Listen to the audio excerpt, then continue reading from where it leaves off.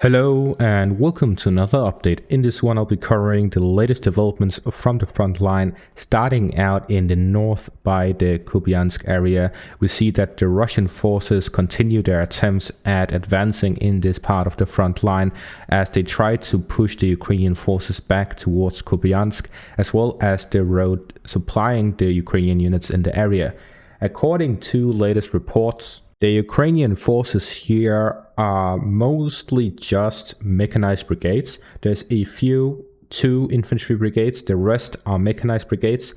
This is an indication that most of the infantry have retreated across the Oskar River line from the eastern bank to the western bank in this direction to avoid fighting the Russian forces and to withdraw across, and then mechanized units being on the eastern side so that they can have a fighting retreat across the river line if necessary. This is an indication of a Ukrainian withdrawal. At the same time, there has been an evacuation notice to the north of Kupiansk and generally the area here to the north. So this is an indication that the Ukrainians expect this to either be a front line zone or that they expect the Russians to launch attacks in this area in general. So the situation here is that the Russians are now on a day-to-day basis advancing. The Ukrainian forces have now retrieved and been pushed out of Syn'kivka, so the Russian forces are now on a day-to-day basis advancing across the front line here in the north. They have also started attacks in the direction of Kupiansk as well as Syn'kivka, attacking both of the flanks, both to the north and to the south, and this is an indication that they want to reach the road here so that they can establish a front line by the river line here to the west, Syn'kivka, and if they manage to actually capture the village of Syn'kivka and Robotyne, they'll be able to then push westwards or northwards from these directions. The trend in this area is that the Russians throughout the past days, I think the past 4 days, have advanced daily, and they are now closing in on the frontline villages of the Ukrainian forces. They are attacking the direction of Vuhledar, Kupiansk, as well as pushing the Ukrainians out of Syn'kivka. The next line of defense for the Ukrainians is by the road itself, so the Ukrainians will be able to fight here in this road as they try to withdraw from these positions if the Russians actually increase their focus and advances in this area and increase their attacks. They'll force the Ukrainians to withdraw, and they will have to withdraw through the road to the north. That is why the Ukrainians need to defend this area so that they are able to retreat without being constantly under fire. The Ukrainian forces are now in a terrible positions because they have lost Syn'kivka. With the loss of Syn'kivka, Russia is now close enough to attack the village of Petropavlivka, and the whole open field in this area is able for the Russians to traverse through and hit the Ukrainian supply line. So the Ukrainians either need to recapture Syn'kivka or push the Russians back whenever they try to advance in this part of the front line. As they are now advancing everywhere, this means that the Ukrainians need to send reinforcements. But as I've mentioned in the previous video, because they've sent so much reinforcements to this part of the front, they are unable to continue the same effect on their offensive as they had last month. So this means that they need to either withdraw units from this area and hold the defensive line by the Oskar River line, or they would need to send further reinforcements and delay the offensive further. And we're now in the mid stages of August, so we're closing in on the fall season, after which the rainy season will begin. There will be a lot of mud, and it will be very difficult to launch an offensive. So the Ukrainians are closing in on the deadline of their offensive. Meanwhile, the Russian forces are launching their maneuvers here in the north, which is distracting the main push of the Ukrainian forces. So they need to make a decision, hard, tough decision under pressure right now. Will they retrieve from the eastern bank of the Oskar River line, or will they focus everything they have on the offensive, or will they retrieve and send units and reinforcements to the east of the Oskar River line?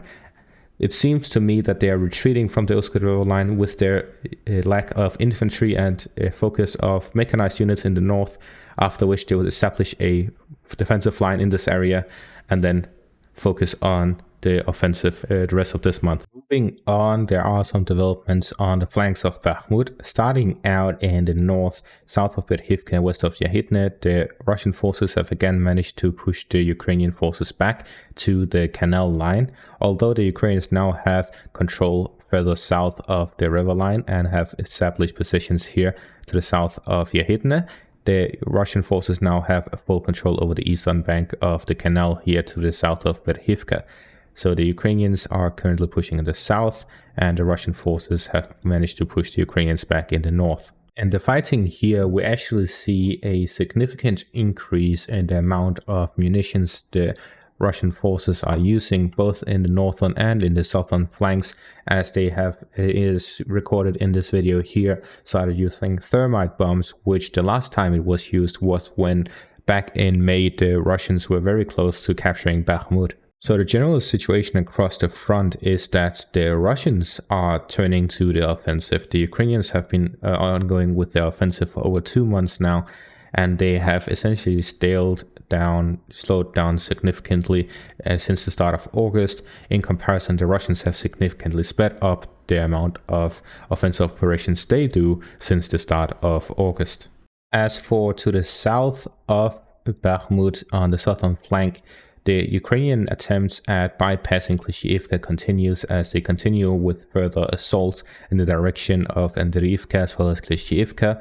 Although the Russian forces have managed to recapture the southern parts, the Ukrainian forces continue their assaults here to the north in the direction of Andriivka as well as Syn'kivka, as the focus on Kupiansk has withdrawn, as they now focus on the villages of Andriivka as well as Syn'kivka, as they are much more important. If the Ukrainians are able to bypass Syn'kivka to the south by capturing Andriivka, they can then make a two-pronged attack to the north and to the south to encircle the village. Then we move on to the Vuhledar area, where here the Ukrainian forces have managed to successfully push the Russians out of the Dacha area here to the southeast of Vuhledar, and fighting continues in the direction of Mikhailsk as the Ukrainians attempt to further expand their positions in this area, as well as to establish their positions and consolidate their positions that they've recently regained from the fighting here to the southeast of Vuhledar. As for the Urozhaine area, here fighting continues as the Ukrainian forces continue their attempts at attacking from the west and to the north. We have seen recently satellite images of the Russian fortifications and some of the Ukrainian losses in this area, and those fights continue. The Ukrainians launch another wave as they continue their attempts at capturing the village. They try to storm it as they have reached the outskirts of it. So the next step is to take control over it. With the supportive fighter from the west, it is easier for them to compete for the village. Then we move on to the Robotyne area, where here again the Ukrainian forces continue their attempts at advancing. Although they are seeing less success recently, they have managed to actually push the Russians back slightly in the direction of Verbove, but they are also focusing on the central part where the Russian forces have recently captured territories, which means that they are less entrenched here than in other parts, so they are looking for an opportunity to push the Russians back again. But so far the Russians are holding their positions as they continuously try to defend the front against the Ukrainian forces in this offensive here in the south. That is going to be all for this update. Thank you all for watching. Make sure to leave a like and subscribe, and have a great day.